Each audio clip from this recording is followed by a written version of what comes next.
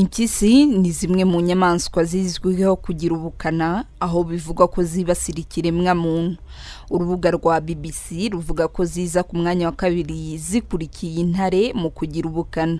Izi nyamaswa zikunze gutinywa cyane iyo zigeze ahatuye abantu, kuko zizwiho gufata abana bato zikabarya.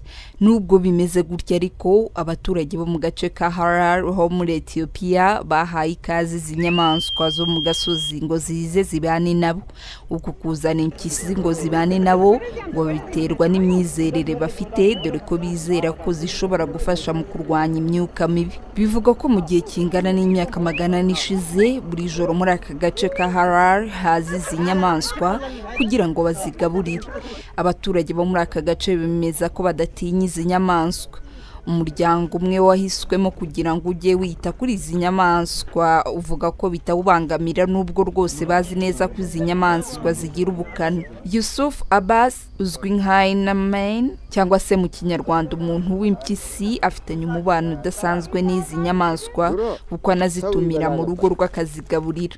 Ibavuga ko yabikuye kuri se Yusuf Nom Saleh wamaze imyaka 45 yita kuri izi nyamaswa, nyuma aka kazi akaza kugaharira umuhungu. Yusuf avuga ko nta muntu izi nyamaswa zibangamira, akanongeraho ko azahembwa n'Imana kubera kwita kuri izi nyamaswa.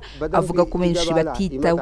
Iki gikorwa cye gisigaye gikurura ba mukerarugendo muri aka gace, dore ko kuri ubu uyu mugabo afite icyana cy'impyisi mu nzu iwe, banasangira uburiri.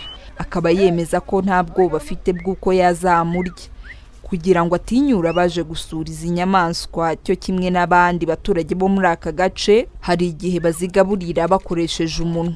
Aba baturage bemeza ko impyisi ari impano bahawe n'Imana kugira ngo zisukure umwanda uwo ari wo wose uri ku isi.